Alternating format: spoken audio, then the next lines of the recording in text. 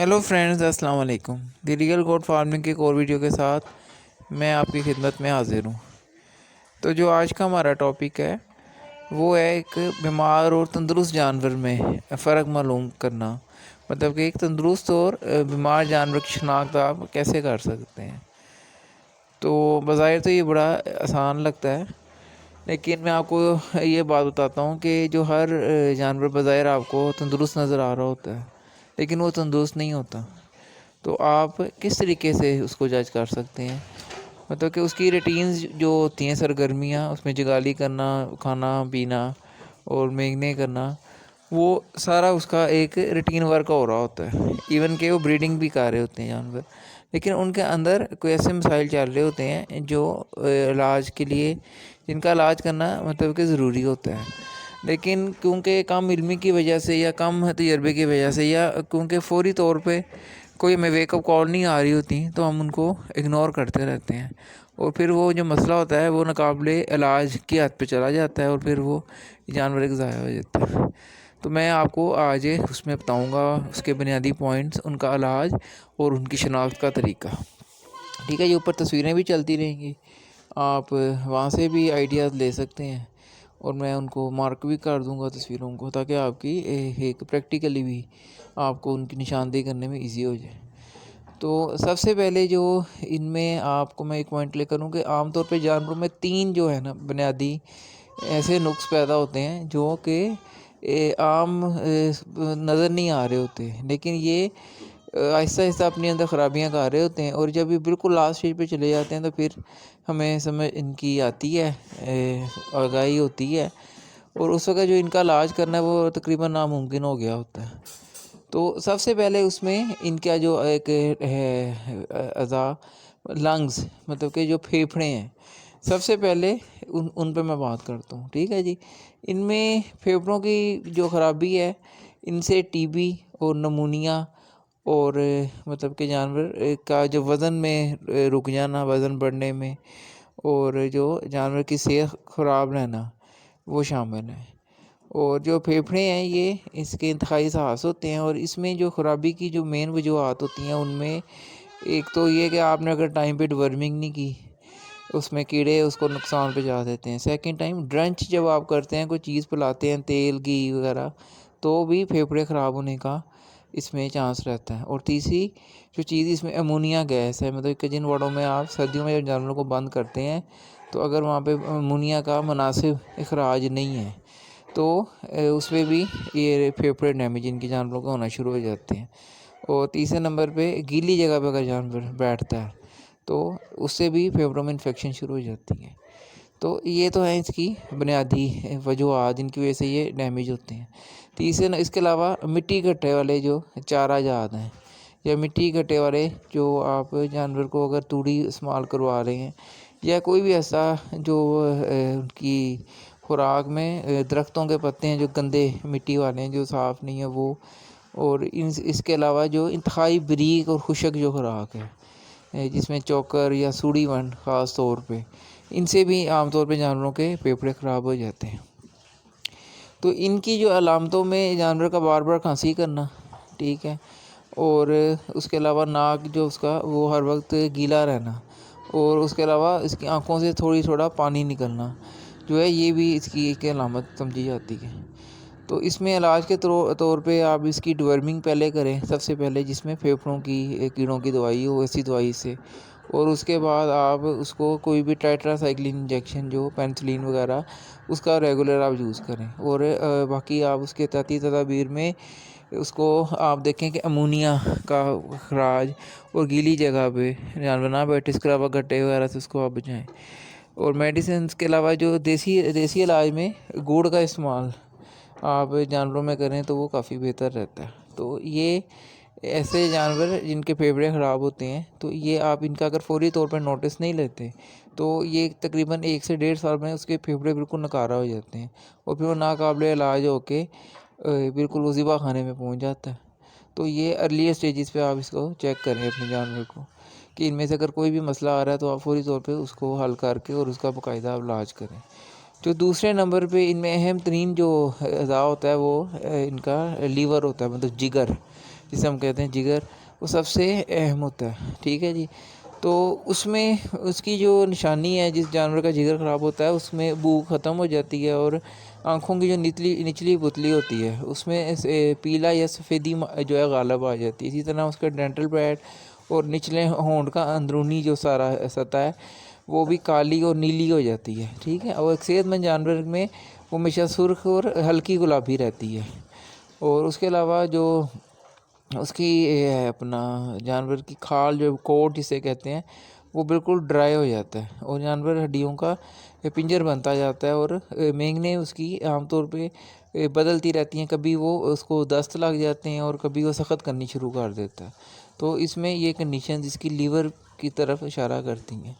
اور یہ اس کی انتہائی جو شدید حالتوں میں جو اس کا جباڑی ہے، نچلا جبڑا، تو اس پہ ایک غبارہ نما جھلی نمودار ہو جاتی ہے، جسے بوٹل جا کہتے ہیں، ٹھیک ہے جی۔ اور اس کے علاوہ جو جانور ہے بالکل آہستہ آہستہ اٹھنے بیٹھنے سے نڈال ہونا شروع ہو جاتا ہے۔ یہ اس کی انتہائی شدید علامتیں ہیں۔ اولین علامتوں میں بھوک کا کم لگنا، چمک نہ ہونا، اور آنکھ کی جو پتلی ہے اس کا رنگ پیلا یا سفید ہونا، اسی طرح منہ کی جو نچلے ہونٹ کے اندرونی جھلی کا رنگ بھی سیاہی مائل نیلا یا کالا ہونا شامل ہے۔ تو اس میں علاج میں آپ اس کی نشاندہی کر کے سب سے پہلے لیور فلو کی دوائی سے آپ لیں، جو کہ کوئی بھی ڈیورمنگ میں جو آتی ہے کیڑے مار دوا، اس میں لیور فلو کی دوا جس میں شامل ہو، تو نلزان ان میں کافی بہتر رزلٹ دیتی ہے، نلزان پلس جو ہے۔ اور اس کے علاوہ آپ اس کو کسی ڈاکٹر کی مشورے سے ٹروڈکس یا ٹروکسی 34% وہ آپ لگا سکتے ہیں۔ اسپاٹنگ تھراپی کے طور پہ ہیپاگان یا کیریسل یا B12 میں سے کوئی بھی جو انجیکشن ہے وہ استعمال کیا جا سکتا ہے اس کی صورتحال کے مطابق۔ تو جگر میں آپ یہ ساری پوائنٹس اس کی یاد رکھیں۔ ایسے جانور کو آپ دیکھیں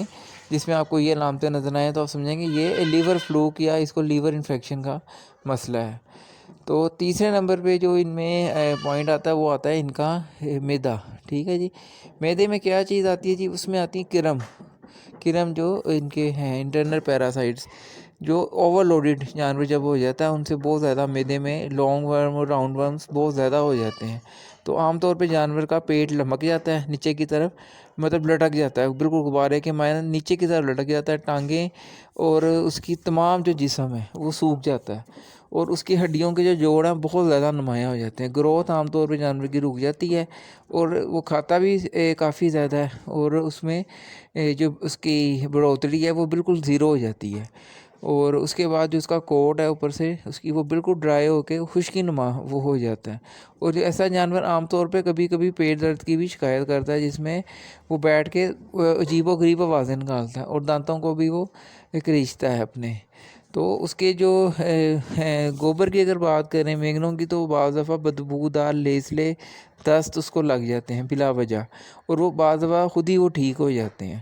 اور ایسے جانور جو ہیں وہ کافی زیادہ جو ہیں ان کو دستوں کی شکایت بہت زیادہ ہو جاتی ہے، مطلب کہ مہینے میں 3-4 دفعہ ان کو دست لگتے رہتے ہیں، اور اس میں ان کی جو ہیں بعض شدید حالتوں میں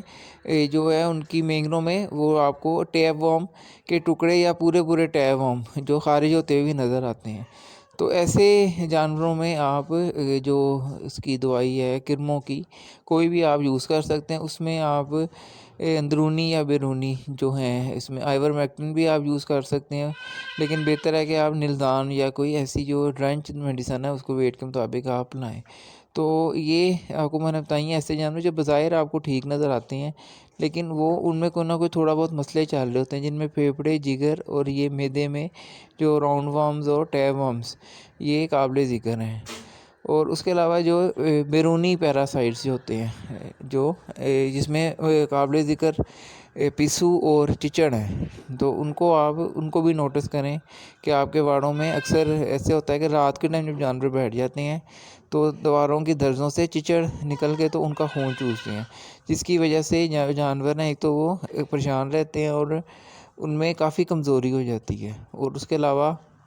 ایک دوسرے سے جو بیماریاں ہیں وہ دوسرے جانوروں میں منتقل ہوتی ہیں، تو یہ کافی خطرناک ایک صورت حال ہوتی ہے۔ تو اس کو بھی چیک کرنا چاہیے رات کے ٹائم جا کے، چپ کر کے باڑے میں خاموشی سے آپ جائیں اور کوئی ٹارچ لے جائیں، اور ایک دم آپ جانور کی جو پچھلی ٹانگیں اور کان ان کو دیکھیں کہ اگر وہاں پہ آپ کو کوئی ایسے پیراسائٹس کی موجودگی ہو تو پھر اپنے باڑوں میں آپ سپرے کریں اور جانوروں میں آئیورمیکٹن جو یوز کریں۔ اکثر لوگ کہتے ہیں جی آئیورمیکٹن کام نہیں کرتا، ایج لگانے کے باوجود چچڑ رہتے ہیں، تو اس میں تھوڑا سا آپ کو بتا دوں کہ جو آئیورمیکٹن ہے یہ تقریباً کام کرتا ہے، لیکن اس میں یہ کہ جو چچڑ اس کے ساتھ لگے ہوتے ہیں ان کو سوکھنے میں عام طور پہ 10 دن لگ جاتے ہیں، تو آہستہ آہستہ وہ وہیں پہ سوکھ جاتے ہیں، اور اس کے بعد بھی جو 1-1.5 مہینے تک یہ زیادہ کارگر رہتا ہے، اس کے بعد اس کا اثر کم ہونا شروع ہو جاتا ہے۔ تو آپ اس میں سیگوان پاؤڈر آتا ہے، گرمیوں کے دنوں میں آپ وہ پانی میں گھول کے جانور کو اس سے بھی نہلا سکتے ہیں فوری ایج لینے کے لیے، لیکن جو آئیورمیکٹن ہے وہ 1.5 مہینے تک اثر کرتا ہے۔ سیگوان تو آپ ایک دفعہ جب جانور کو نہلا دیں گے تو اس کے بعد اس کا اثر ختم ہو جائے گا۔ اور سردیوں کے موسم میں آپ پشوؤں کے لیے DTG پاؤڈر یا کیوپیکس پاؤڈر وہ آپ یوز کر سکتے ہیں فوری اثر کے لیے، کیونکہ پشوؤں میں آپ کو آئیورمیکٹن کوئی کام نہیں دیتا، تو اس میں آپ DTG پاؤڈر ان کو ہر ہفتے آپ لگائیں اپنے جانوروں کو۔ تو اس کے علاوہ جو ایک تیسرا اس میں مسئلہ آتا ہے وہ آتا ہے بلڈ پیراسائٹس، جانور کو جو بظاہر نظر نہیں آتے اور جانور دن بدن لاغر ہوتا رہتا ہے، تو اس میں جو اس کی نشانیاں ان میں بھی یہی زیادہ ہیں کہ کمزور جو جانور نیمیا کے جس میں سمٹم جانور میں آپ کو نظر آئیں، مطلب کہ اس میں خون کی کمی ہو، جس کی آنکھوں کا پتلی کا رنگ بالکل پیلا ہو جائے، اور جو منہ ہے اس کے اندر سے وہ بھی سارا کالا ہو جاتا ہے، اور جانور کے اوپر سے بال جو ہیں وہ گرتے ہیں، جھڑتے ہیں، تو آپ سمجھیں کہ اس میں خون کی جو کمی کے سمٹمز آ جاتے ہیں، جس میں اس کے بالوں سے آپ کو اندازہ ہوگا کہ ان میں خشکی اور بال جھڑیں گے، جب آپ اس پہ ہاتھ پھیریں گے تو بالکل اس کے بال گرنے شروع ہو جائیں گے، تو مطلب کہ ہائی ڈیفیشنسی اس میں جو بلڈ ڈیفیشنسی جانور میں ہو جاتی ہے، تو اس میں بھی آپ آئیورمیکٹن جو ہے وہ یوز کر سکتے ہیں، تاکہ وہ جو بلڈ اس کے سائڈس ہوتے ہیں جو یہ پلازمے کو نقصان پہنچاتے ہیں، جو سفید خلیات ہوتے ہیں، اور اس سے جانور بہت زیادہ لاغر ہو جاتا ہے، اور عام طور پہ یہ جو 6 سے 7 ماہ کی عمر کے جو جانور ہیں جو موٹے اسرم ہوتے ہیں، دودھ پی کے اور اپنی مطلب کہ پرورش کے تیز مراحل میں ہوتے ہیں، ان پہ یہ زیادہ حملہ کرتے ہیں، تو یہ اکثر یہ ماں کے دودھ سے بھی ٹرانسفر ہو جاتے ہیں ان کے جو ایگز ہوتے ہیں۔ بہرحال یہ آپ اس میں آئیورمیکٹن یوز کر سکتے ہیں، جس میں آپ کو یہ لگے بہتر۔ جو ان کی ٹپس ہیں ان میں آپ کو دے دیتا ہوں، اس میں آپ جو ان کی ڈیورمنگ کا شیڈول ہے، انٹرنل اور ایکسٹرنل دونوں، مطلب کہ اس میں آئیورمیکٹن بھی آپ سال میں کم از کم 3 دفعہ لازمی یوز کریں اپنے جانوروں میں، اور اس کے علاوہ جو ان کی ڈرنچ ہے، جو آپ پلانے والی ان کی ڈیورمنگ کی دوائیں جیسے نیلدان وغیرہ ہے، وہ بھی آپ سال میں کم از کم 3 دفعہ جو ہے وہ آپ ان کو دیں، تو آپ کو یہ اس قسم کے جتنے بھی جو مسائل ہیں نا یہ سارے آپ کے ختم ہو جائیں گے۔ اور اس کے علاوہ آپ اپنے جو واڑے ہیں ان میں وینٹیلیشن کا خاص خیال رکھیں سردیوں میں، کہ ان میں امونیا جو گیس ہے اس کا اخراج ہر قیمت پہ ہو، اندر جمع نہ ہو آپ کی۔ اور اس کے علاوہ جو خوراک ہے اس میں آپ دیکھیں کہ مٹی کٹا جو ہے وہ ان کی شامل نہ ہونے پائے، تو اس سے آپ کے جو جانور 80% بالکل ٹھیک رہیں گے۔ تو